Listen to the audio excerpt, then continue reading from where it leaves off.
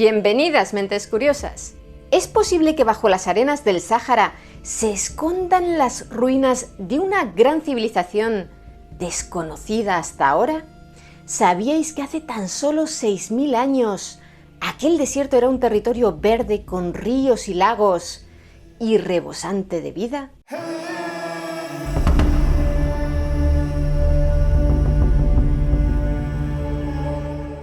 Si contemplamos un mapamundi, en el norte de África podremos localizar rápidamente el desierto cálido más grande del mundo, con casi 9,5 millones de kilómetros cuadrados de superficie. Se trata, por supuesto, del Sáhara, uno de los entornos más hostiles para la vida. En su corazón, en la meseta argelina de Tassili, está situado el parque nacional más grande de toda África, el Tassili Nager, aunque es poco conocido por el gran público debido a su remota ubicación. Se podría considerar el museo de arte más grande del mundo. Y es que hace poco más de un siglo, en 1910, se descubrió que en su formación rocosa, un asombroso yacimiento arqueológico, había más de 15.000 obras de arte rupestre, entre pinturas y grabados, algunas con incluso 11.000 años de antigüedad.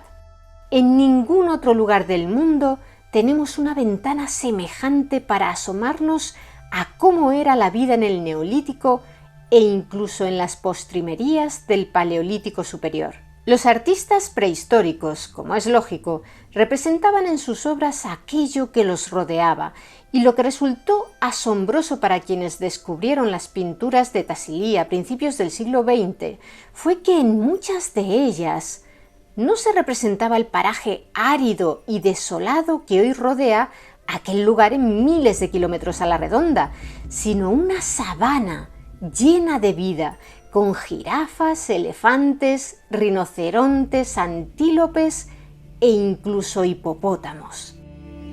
¿Cómo era posible? Quizá los artistas habían plasmado allí, siendo ancianos, las criaturas que habían visto en tierras lejanas del sur o del este cuando eran más jóvenes. No sería lógico. ¿Qué sentido tendría abandonar un lugar lleno de vegetación y animales para emigrar una distancia enorme hasta alcanzar el centro de un desierto inhóspito? Eran prehistóricos, no idiotas. Tal vez habían pintado aquellos animales a partir de las descripciones hechas por sus ancestros y transmitidas por tradición oral. Tampoco parecía factible. Dada la precisión anatómica de los dibujos, resultaba evidente que quien hubiese dibujado aquellos animales los había visto bien y con sus propios ojos de manera reciente, porque incluso si su aspecto se hubiese transmitido no de manera oral, sino mediante dibujos, estos habrían ido distorsionándose generación tras generación. En la actualidad, la ciencia ya ha encontrado la explicación a aquel misterio. Y es que ahora sabemos que si nos remontásemos entre 11.000 y 6.000 años en el tiempo, nos encontraríamos con un Sáhara verde, repleto de ecosistemas de sabana boscosa y con una amplia red de ríos y lagos en los territorios actuales de Libia, Níger, Chad y Mali. Los científicos han hallado evidencias en sedimentos marinos y lacustres de que durante el transcurso de los últimos 8 millones de años, en el norte de África se han sucedido más de 230 procesos de desertificación y reverdecimiento. Sucede de manera cíclica, cada 21.000 años aproximadamente. ¿Cómo es posible? A finales de 2023, un equipo de investigadores encabezado por el climatólogo de la Universidad de Helsinki, Edward Armstrong, publicó en la revista científica Nature una posible explicación. Las leves oscilaciones en la precesión orbital de nuestro planeta, es decir, el cambio lento y gradual en la orientación del eje de rotación de la Tierra, que hace que éste apunte a diferentes estrellas a lo largo de grandes periodos de tiempo, provocan cada 21.000 años que el hemisferio norte se oriente hacia el sol más de lo habitual durante los meses de verano. Eso provoca veranos más calurosos en el hemisferio norte, con un aire más cálido y que por tanto puede retener más humedad.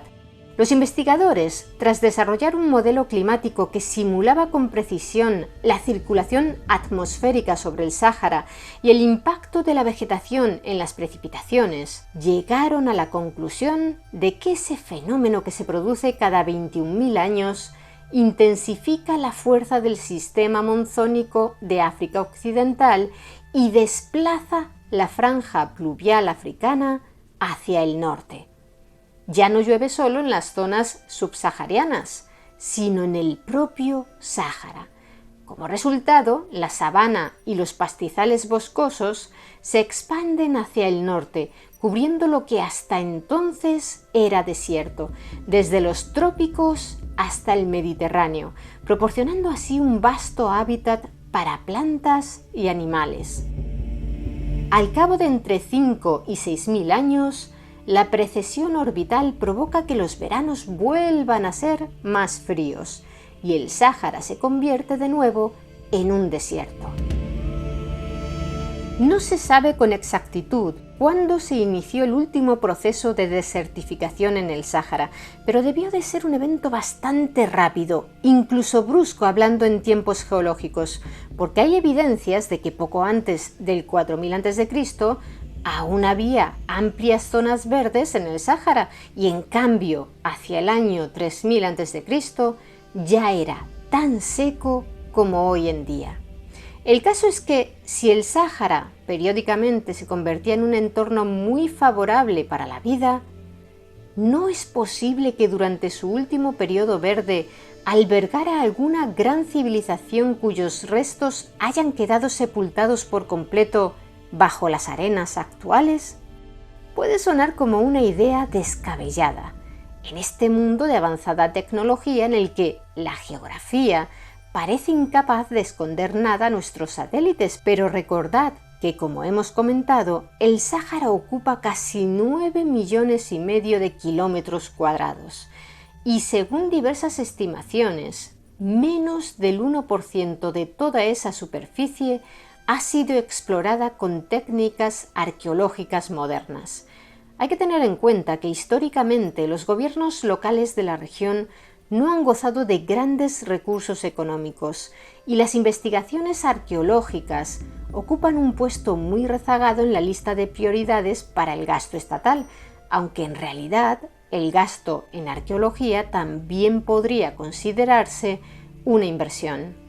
Tradicionalmente, la mayoría de excavaciones en el norte de África han sido organizadas y financiadas por gobiernos e instituciones extranjeras, y estas, como es normal, se han concentrado allí donde se sabía, con un alto nivel de probabilidad, que se podrían obtener resultados.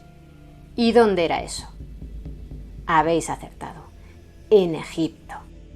Pero ¿no podría ser que los egipcios, en realidad, no fuesen una civilización surgida hace 5.000 años a partir de diversos pueblos asentados en las orillas del Nilo desde tiempos inmemoriales, sino la continuación de una civilización anterior que viviera más al oeste, en la zona central del Sáhara?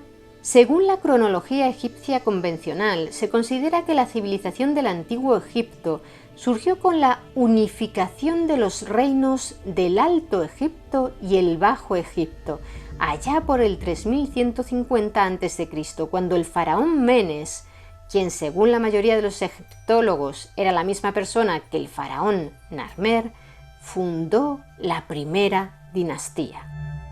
Por cierto, cuando se habla de Alto y Bajo Egipto, en realidad se hace referencia al curso del río Nilo, por lo que el Alto Egipto se corresponde con la parte sur y el Bajo Egipto con la zona norte, la más cercana a la desembocadura del Nilo.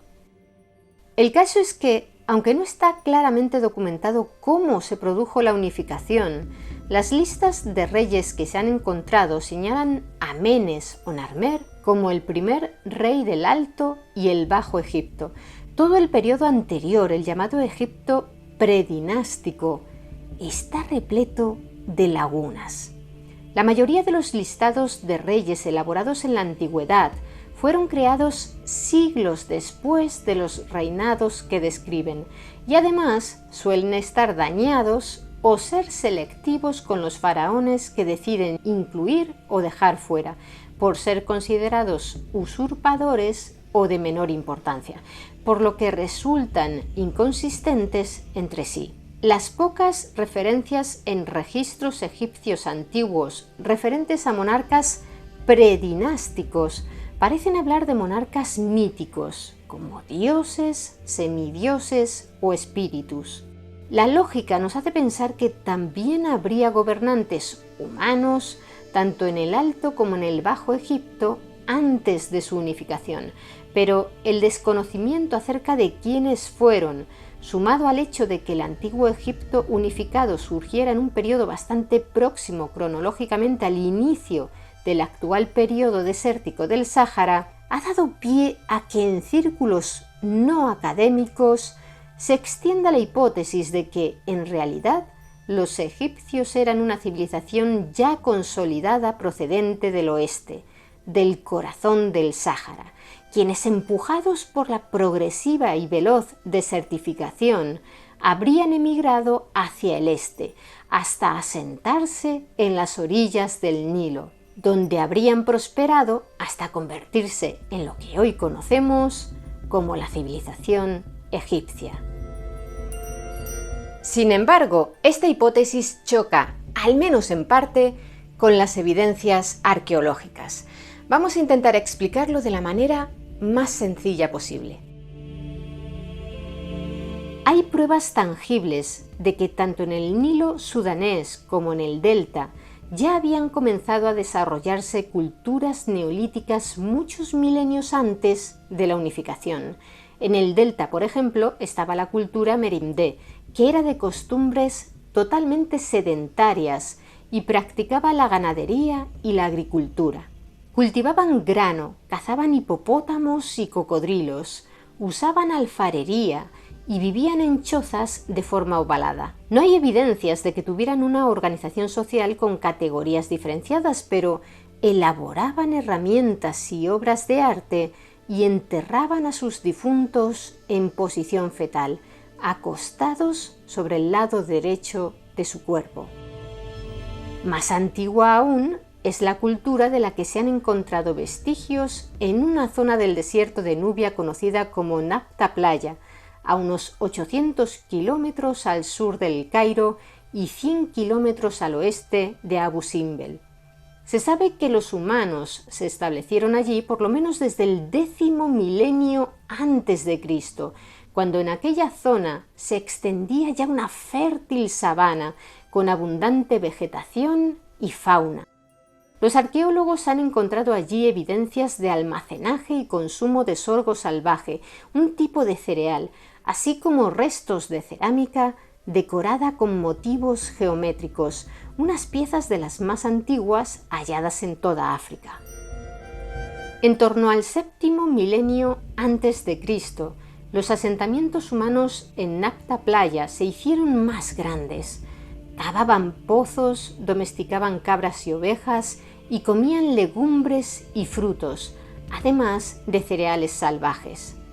Luego empezaron a levantar túmulos de piedra, en cuyo interior se han encontrado restos de sacrificios de animales, en cámaras revestidas y techadas de arcilla. Pero la estructura más fascinante descubierta allí hasta el momento data de alrededor del año 4800 a.C. Se trata de lo que podría ser uno de los dispositivos arqueoastronómicos más antiguos conocidos. Una estructura circular de 4 metros de diámetro, compuesta por una treintena de losas de arenisca de diversos tamaños, con 4 pares de mayor tamaño en la parte exterior y otros pares en el interior alineados con algún propósito desconocido. Se ha especulado con que cada par de losas podría ser una especie de puerta que haría las veces de marcador para un calendario, pero se cree que son demasiado pequeñas para resultar útiles a la hora de hacer mediciones en función de los astros. Mediciones realizadas con GPS en 2007 por un equipo de investigadores de la Universidad de Colorado apuntan a que posiblemente en su época las piedras estaban alineadas con las estrellas de Sirio, Arturo, Alfa Centauri y el cinturón de Orión. ¿Con qué fin? Misterio. En lo único en lo que los especialistas parecen estar de acuerdo es en que aquel lugar se utilizaba como punto de reunión para llevar a cabo algún tipo de ceremonia durante el solsticio de verano. El hecho de que los hallazgos arqueológicos predinásticos más antiguos descubiertos hasta ahora se hayan realizado en el Alto Egipto, es decir, en el sur, ¿significa que el norte se pobló más tarde? No necesariamente. También puede deberse simplemente a que el limo del río se depositaba con mayor abundancia en la región del delta, enterrando allí por completo y más hondo la mayoría de los asentamientos, y por eso aún no hayamos encontrado allí restos de culturas previas a la Merimdé. Volviendo a la hipótesis de la civilización antecesora de la egipcia llegada desde el oeste, por un lado, sí es posible que todas aquellas culturas prehistóricas, aquellos primeros pobladores de Egipto, llegasen a las riberas del río Nilo procedentes de las tierras de Poniente, pero de ser así, lo habrían hecho de manera escalonada a lo largo de amplios periodos y cuando la mayor parte del Sáhara aún era verde. No parece, por tanto, que estuvieran huyendo de una rápida desertificación, al menos no todos. Desde luego, de lo que no hay ninguna evidencia es de que una civilización ya consolidada llegase al Nilo para dar lugar a la civilización egipcia, unificando bajo su dominio a los pueblos que ya vivían allí. Pero eso, por supuesto, no descarta que hubiese habido una o incluso varias civilizaciones saharianas más antiguas que la egipcia y aún desconocidas por nosotros. En las pinturas y grabados rupestres de Tassili N'Ajjer, que os hemos mostrado al principio del vídeo, se puede ver a grupos de humanos pastoreando ganado, amasando alimentos y danzando. Una pintura especialmente llamativa es esta que os mostramos ahora en pantalla, conocida como la diosa con cuernos o la mujer con cuernos corriendo. Ya representase a una deidad o a una figura humana, el símbolo de los cuernos, presente en otras muchas pinturas de la zona, hace pensar en la importancia del ganado para aquella sociedad. Podrían ser pastores nómadas, sí, pero la presencia de tejados en algunas de las pinturas como símbolo de hogares apuntan más a un pueblo sedentario que a pequeños grupos de nómadas al estilo de las tribus que han habitado tradicionalmente el Sáhara, como los bereberes y beduinos autóctonos de la región. Otra señal de sedentarismo en Tassili N'Ajjer la constituyen las pinturas en sí mismas. Miles y miles de obras de arte en la misma zona, datadas entre el año 10.000 y el 1000 a.C., apuntan a un poblamiento estable, o por lo menos a un tránsito habitual de personas por aquella zona, si bien las escenas pastorales fueron hechas a partir del 4500 a.C. Muchas de ellas estaban dibujadas con una pintura de color carmín, elaborada con una mezcla de piedra triturada y sangre de vaca. Un hecho muy frecuente en la evolución humana es que el desarrollo de sociedades complejas y civilizaciones vaya precedido del sedentarismo. Las aldeas dedicadas a la agricultura y la ganadería pueden producir excedentes y así crece la población, aparece la especialización laboral, se desarrollan la cultura y la complejidad social y terminan por formarse ciudades y estados. Si, como hemos visto, en el centro del Sáhara ya practicaban el pastoreo hace más de 6000 años, ¿hasta qué punto pudo haberse desarrollado una civilización en aquella región? ¿Se establecieron rutas comerciales? ¿Construyeron centros rituales? ¿Incluso alguna ciudad quizá? Para responder a estas preguntas, solo podemos ceñirnos a las evidencias encontradas hasta ahora. Sabemos, por ejemplo, que entre los siglos VI a.C. y VIII después de Cristo, en la actual región libia del Fezzan, un antiguo pueblo sedentario fundó un próspero reino bereber, antecedente de las etnias Tuareg y Tubu. Eran los Garamantes, un nombre que probablemente proceda de la palabra bereber Igerman, que significa ciudades. Construyeron una ingeniosa red de túneles subterráneos para acceder al agua fósil situada bajo la capa caliza sobre la que se asentaba la arena del desierto. Además, desarrollaron complejos sistemas de irrigación con los que creaban oasis donde practicaban la agricultura y servían como puntos de paso para rutas caravaneras. Comerciaban por todo el Sáhara, vendiendo trigo, sal y esclavos. Vivían en grandes villas fortificadas, tenían un idioma escrito y en general su civilización podía considerarse muy avanzada para la época, a la altura de griegos y romanos. Se cree que su población se distribuía en 8 ciudades, de las que solo se han investigado 3, más un amplio número de asentamientos menores. En su capital, Garama, vivían cerca de 10.000 personas. El historiador griego Heródoto describió a los garamantes como una gran nación que conducían ganados, cultivaban dátiles y cazaban trogloditas etíopes con sus cuadrigas para usarlos como esclavos. Si una civilización como esa pudo prosperar en el Sáhara desértico, ¿no pudieron desarrollarse otras similares o aún más destacadas pocos milenios antes, cuando el Sáhara era verde?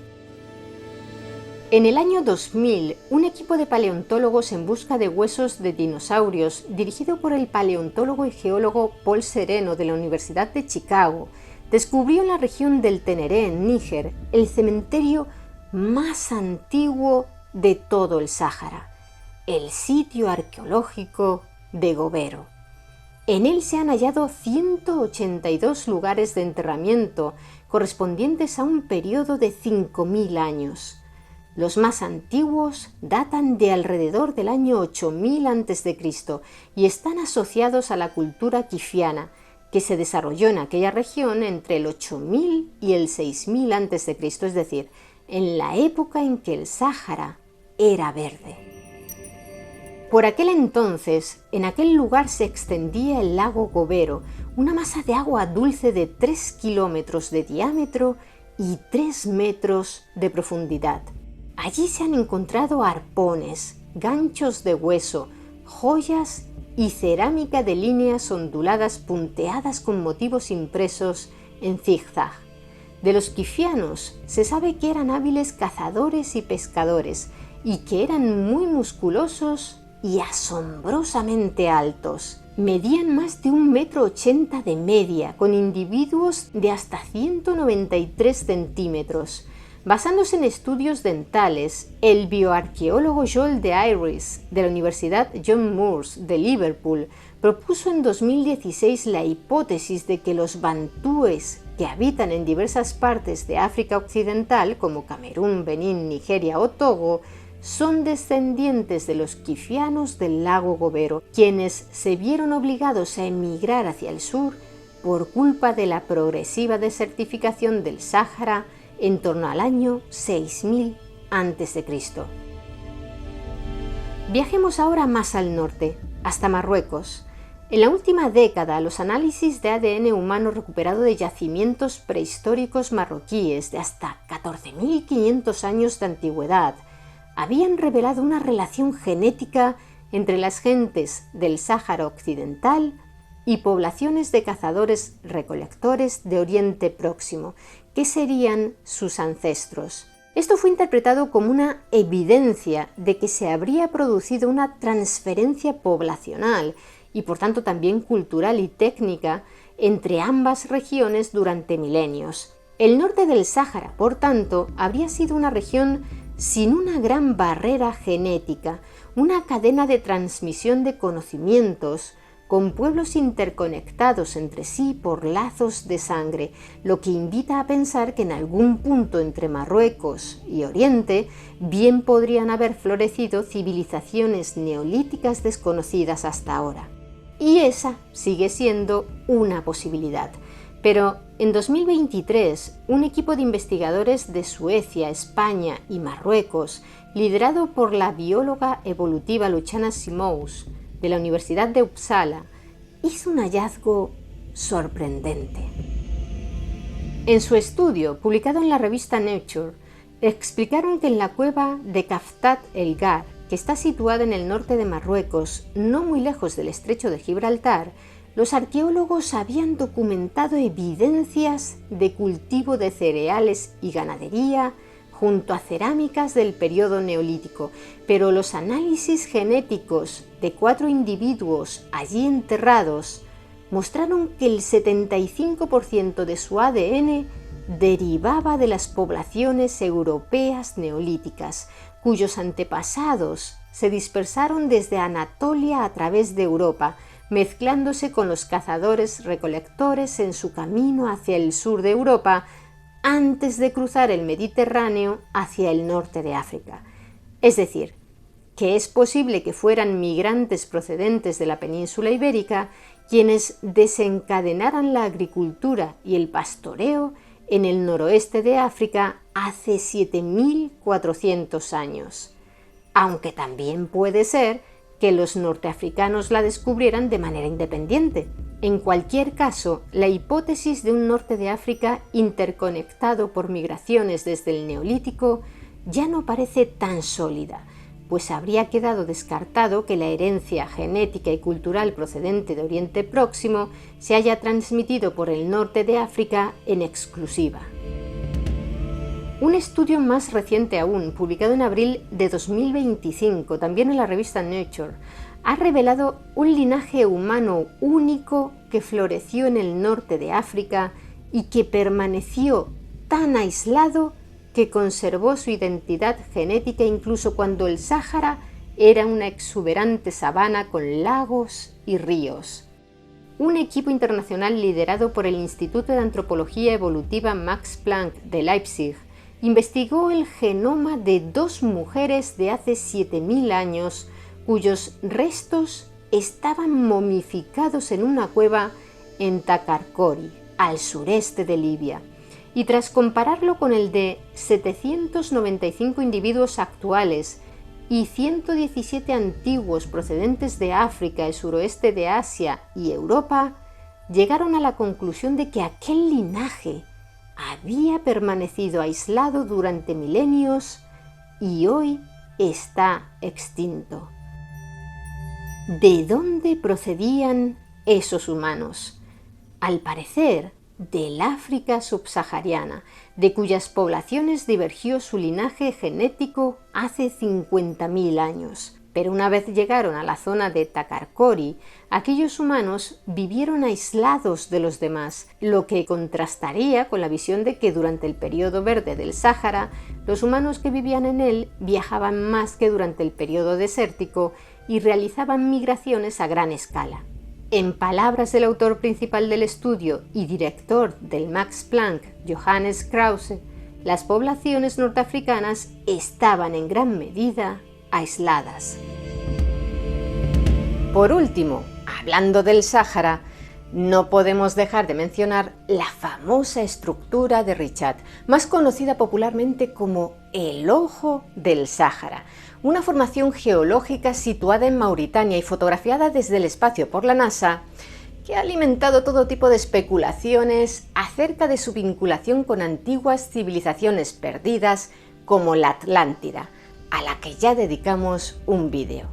Según narraba Platón en su diálogo Critias, en un tiempo remoto, los dioses griegos se habían repartido la tierra y la isla de la Atlántida le había correspondido a Poseidón. El dios de los mares se enamoró de una mortal llamada Clito, una joven atlante que vivía en una pequeña montaña en el centro de la isla, y para protegerla de los hombres del mundo exterior, Poseidón rodeó aquella montaña con 3 grandes anillos de mar a modo de fosos, concéntricos y progresivamente más anchos, separados entre sí por anillos de tierra. Posteriormente, los atlantes construyeron puentes entre los anillos y excavaron un canal de agua que conectaba directamente el mar exterior con el centro de la isla. Si observamos esta foto cenital del ojo del Sáhara, la descripción de Platón parece encajar bastante bien. Incluso podría intuirse en la parte inferior aquel canal de agua que conectaría el mar exterior con la isla central. Pero, en realidad, no hay ninguna prueba arqueológica que vincule el ojo del Sáhara con culturas antiguas ni presencia humana de ningún tipo. Los análisis geológicos indican que se trata de un domo ligeramente elíptico y profundamente erosionado con un diámetro de 40 kilómetros causado por una intrusión ígnea subterránea que deformó las capas de roca sedimentaria superiores. Debido a ello, la roca quedó expuesta formando anillos concéntricos con las capas más antiguas expuestas en el centro de la estructura. Como hemos visto, continuamente siguen apareciendo nuevos hallazgos en la enormidad del Sáhara, donde los arqueólogos tienen aún territorios inmensos por investigar. Territorios que no hace tanto fueron plenamente aptos para la vida y el desarrollo humano. ¿Qué misterios se esconden todavía hoy bajo sus arenas? El día menos pensado podríamos encontrar las huellas de una nueva civilización que dé un vuelco a todo lo que creíamos saber sobre nuestra historia.